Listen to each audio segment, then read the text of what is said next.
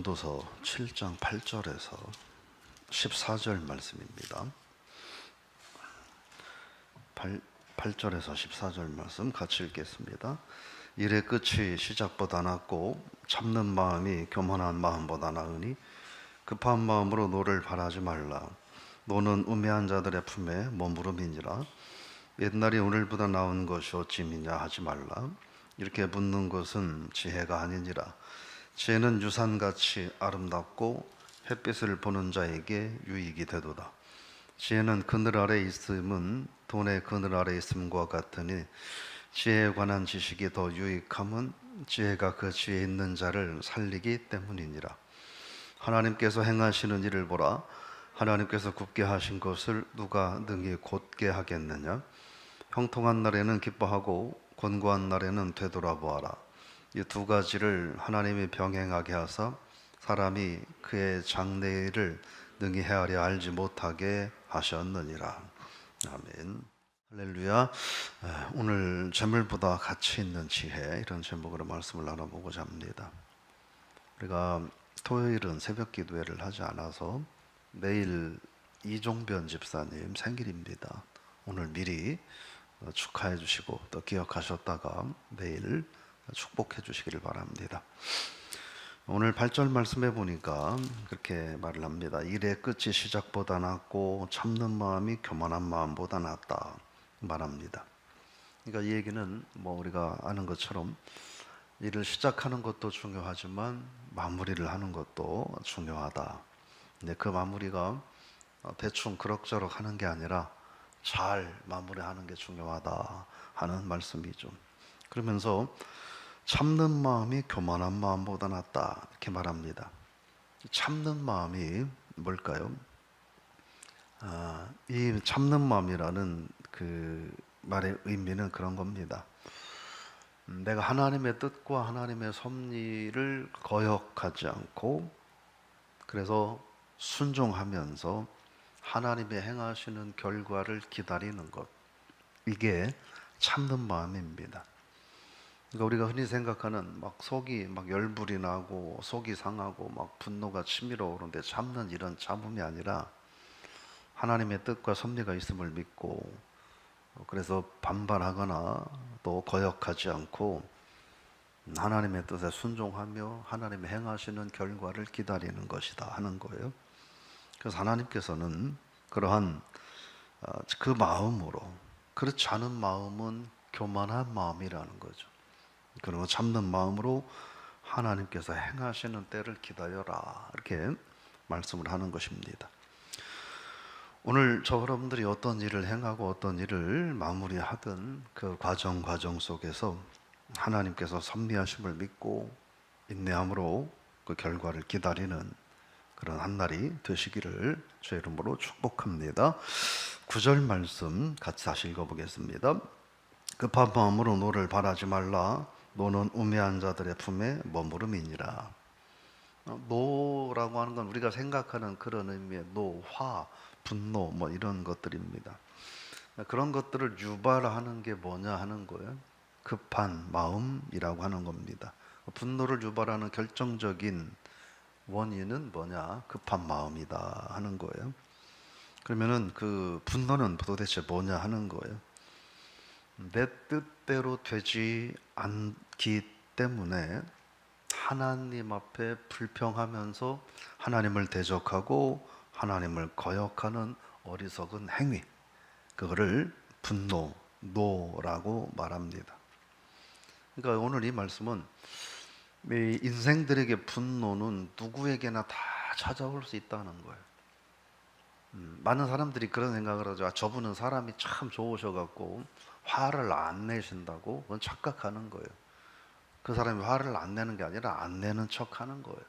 속에는 똑같이 분노가 있는 거예요. 그거를 잘 모르고 착각해서 저분은 뭐랄까 법 없이도 살 뿐이다 이런 얘기 하는데 그건 그렇지 않습니다. 누구나 다 동일한 분노는 그 속에 있는 거예요. 다만 이 지혜자와 우매한 자가 분노를 대하는 태도는 좀 다르다는 거예요.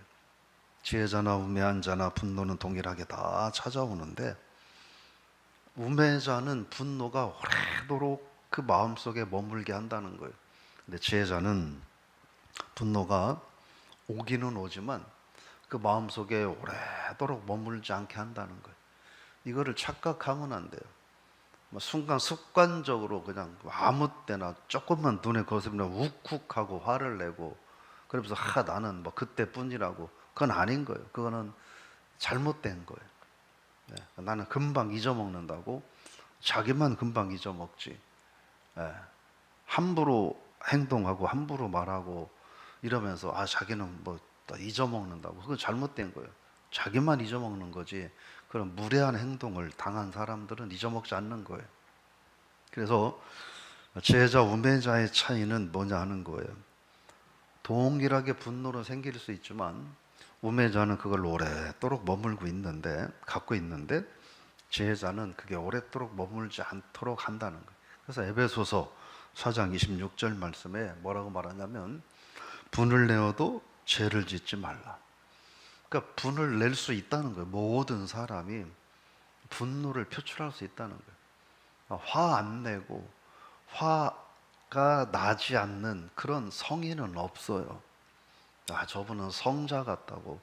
아닌 거예요. 다 이글이글 끓어오르고 속이 막 우라통이 터지지만 그냥 내색을 안 하고 안 난 것처럼 참는 것뿐인 거예요. 그런 걸 우리가 좀 이해를 할 필요가 있어요. 그래서 하나님께서 분은 낼 수 있다는 거예요. 왜냐면 우린 인간의 감정이 있기 때문에. 근데 오래 끌면 안 된다 하는 거예요. 그래서 에베소서에는 해가 지도록 분을 품지 말라. 그러니까 지혜자는 어떤 사람이냐? 분을 낼 수 있지만 해가 지도록 분을 갖지 않는 것이 지혜자다. 그런 이야기를 하는 겁니다. 그래서 일맥상통하는 말씀을 볼 수 있습니다. 그러면서 10절입니다. 읽어볼까요? 옛날에 오늘보다 나은 것이 어찌미냐 하지 말라. 이렇게 묻는 것은 지혜가 아니니라. 이건 뭐냐면 무분별한 과거에 대한 향수를 금하라 하는 거예요. 물론 우리는 과거에 대한 향수를 가지고 살아갑니다. 근데 그게 아름다운 추억이나 기억으로 있는 것이 아니라, 때로는 과거에 대한 향수가 지금 현재 현실에서 내 뜻대로 되지 않아요. 현실에서 내 마음에 맞지 않아요. 원하는 대로 되지 않는 현실에 대한 불평을 소환하고 합리화시키기 위해서 그거를 과거에 대한 향수를 끌어오는 것은 잘못이라는 거예요. 뭐가 있을까요? 그냥 가정생활에서 지금 예를 들어서 남편과 아내가 잘 사는데 좀 살다 보면 티격태격 할 수도 있죠. 그러면 티격태격 한다고 그래서 결혼하기 전에 사귀었던 옛날에 미스터 킴이 아이고 저 인간보다는 훨씬 더 나았는데, 이건 잘못됐다는 거예요. 오늘에 대한 현실에 대한 불평과 불만을 가지고 과거의 향수를 끌어오는 것은 지혜롭지 못하다 하는 거예요. 그러면서 11절 말입니다. 읽어보겠습니다. 지혜는 유산같이 아름답고 햇빛을 보는 자에게 유익이 되도다. 그러므로 유산이라고 하는 것은 여러 가지 의미가 있는데, 지혜는 앞에서 말한 여러 가지 말들을 하는 거예요. 참는 마음을 갖는 것, 또 급한 마음으로 분노를 내지 않고 오랫동안 머물지 않게 하는 것, 무분별한 과거에 대한 향수를 현실에 대한 불만을 해결하기 위해서 끌어들이지 않는 것, 그리고 앞에서 말한 수많은 지혜들, 이런 것들은 조상들로부터 물려받은 유산과 같이 귀한 것들이라고 하는 거예요. 그래서 그 귀한 것을 뭐라고 말하냐면 햇빛을 보는 자에게는 유익이 있다, 이렇게 말합니다. 그 지혜를 잘 가지고 또 활용하며 살아가는 것은 햇빛을 보는 자, 이 말은 살아서 움직이는 사람이라는 뜻이에요. 즉 살아있는 사람이라는 거예요. 그러니까 모든 인간이 그런 지혜를 가지고 지혜를 소중히 여기고 살아가는 것은 중요한 일이다 하는 거예요. 오늘 저 여러분들이 사실은 많은 말씀을 하셨지만 오늘 본문에 나오는 참는 마음, 또 급한 마음으로 너를 바라지 않고, 노가 날 수 있지만 해가 그 머물지 않도록 하는 지혜, 그리고 현실에 대한 불평과 불만을 해결하고 문제 삼기 위해서 과거의 향수를 무분별하게 끌어오지 않는 지혜, 이런 정도의 지혜만 가지고 우리가 산다 하더라도 오늘 하루가 좀 더 아름답고 유익한 의미 있는 하루가 되지 않을까 싶습니다. 그런 여러분의 삶이 되기를 축복합니다. 그래서 11절 말씀 읽어보겠습니다.